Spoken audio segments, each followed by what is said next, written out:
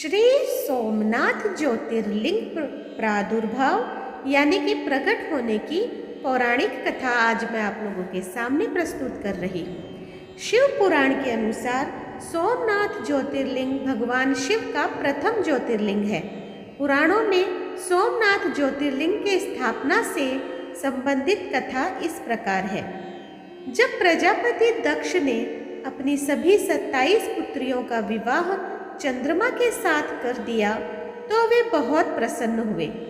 पत्नी के रूप में दक्ष कन्याओं को प्राप्त कर चंद्रमा बहुत शोभित हुए और दक्ष कन्याएं भी अपने स्वामी के रूप में चंद्रमा को प्राप्त कर सभी कन्याएं भी इस विवाह से प्रसन्न थी। चंद्रमा की उन 27 पत्नियों में रोहिणी उन्हें सबसे ज्यादा प्रिय थी, जिसको वे विशेष आदर तथा प्रेम करते थे। उनका इतना प्रेम अन्य पत्नियों से नहीं था। चंद्रमा की अपनी तरफ उदासीनता और उपेक्षा को देखकर रोहिणी के अलावा बाकी दक्ष पुत्रियां बहुत दुखी हुई। वे सभी अपने पिता दक्ष की शरण में गई और उनसे अपने कष्टों का वर्णन किया। अपनी पुत्रियों की व्यथा और चंद्रमा के दुर्व्यवहार को सुनकर दक्ष भी बड़े दुखी हुए। उन्होंने चंद्रमा से भेंट की और शांतिपूर्वक कहा, कलानिधे, तुमने निर्मल व पवित्र कुल में जन्म लिया है, फिर भी तुम अपनी पत्नियों के साथ भेदभाव पूर्ण व्यवहार करते हो। तुम्हारे आश्रय में रहने वाली जितनी भी स्त्रियां हैं, उनके प्रति तुम्हारे मन में प्रेम कम और अधिक, ऐसा सोतेला व्यवहार क्यों है? तुम किसी को अधिक प्यार करते हो और किसी से कम प्यार करते हो। ऐसा क्यों करते हो? अब तक जो व्यवहार किया है वह ठीक नहीं है, फिर अब आगे ऐसा दुर्व्यवहार तुम्हें नहीं करना चाहिए। जो व्यक्ति आत्मीय जनों के साथ विषमतापूर्ण व्यवहार करता है, उसे नरक में जाना पड़ता है।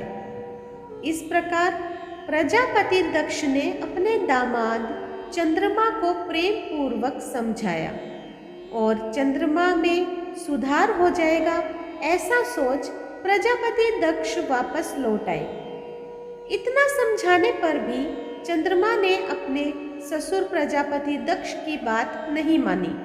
रोहिणी के प्रति अतिशय आसक्ति के कारण उन्होंने अपने कर्तव्य की अवहेलना की तथा अपनी अन्य पत्नियों का कुछ भी ख्याल नहीं रखा और उन सभी से उदासीन रहे।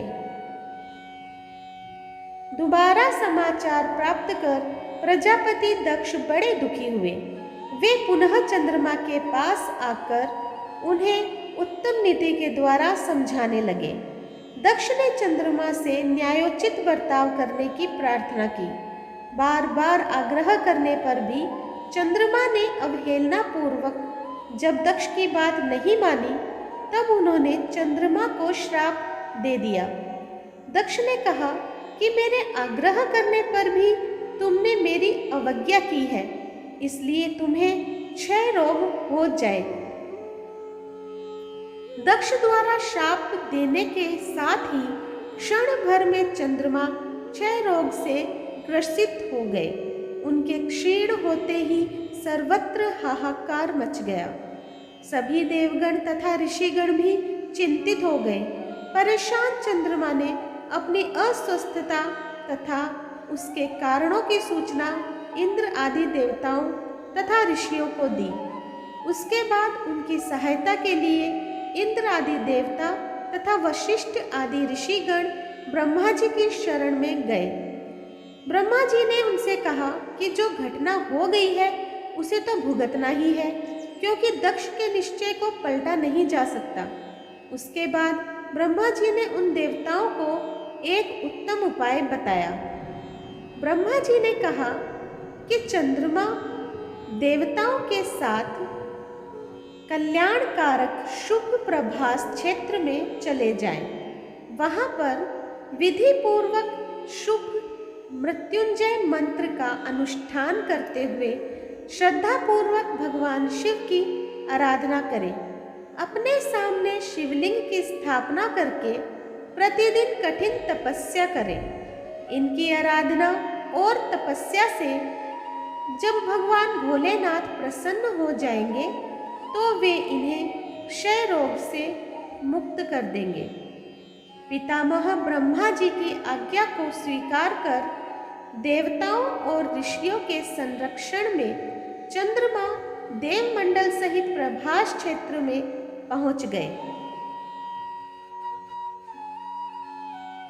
वहां चंद्रदेव ने मृत्युंजय भगवान की अर्चना, वंदना और अनुष्ठान प्रारंभ किया। वे मृत्युंजय मंत्र का जाप तथा भगवान शिव की उपासना में तल्लीन हो गए।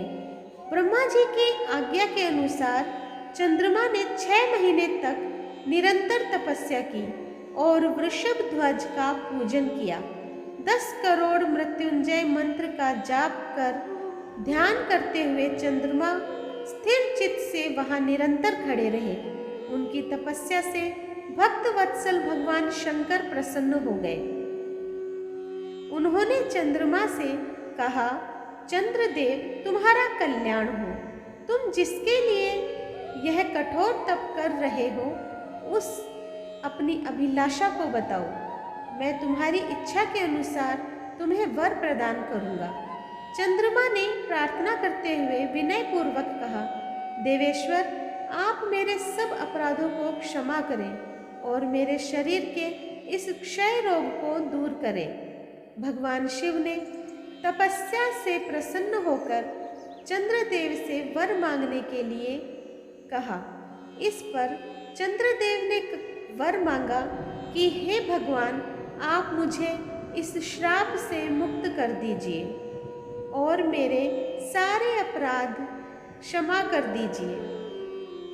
इस श्राप को पूरी तरह से समाप्त करना भगवान शिव के लिए भी संभव नहीं था, अतः मध्य का मार्ग निकाला गया।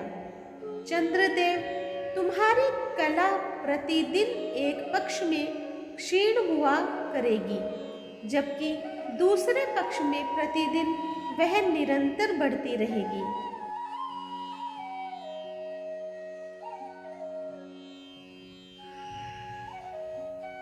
इस प्रकार तुम स्वस्थ और लोक सम्मान के योग्य हो जाओगे। भगवान शिव का कृपा रूपी प्रसाद प्राप्त कर चंद्रदेव बहुत प्रसन्न हुए। उन्होंने भक्ति भावपूर्वक शंकर की स्तुति की।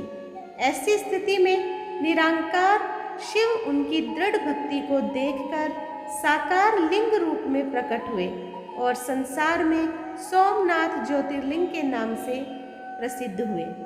तो दोस्तों, आज मैंने आप लोगों के सामने सोमनाथ ज्योतिर्लिंग के प्रादुर्भाव अर्थात प्रकट होने की कहानी बताई है। आप लोगों को कैसी लगी मुझे कमेंट बॉक्स में ज़रूर बताइएगा। जो लोग मेरे चैनल पे नए हैं प्लीज़ सब्सक्राइब कर दीजिए, लाइक कीजिए, शेयर कीजिए अपने दोस्तों और परिवार में, और इसी तरह मेरा सहयोग करते रहें। धन्यवाद।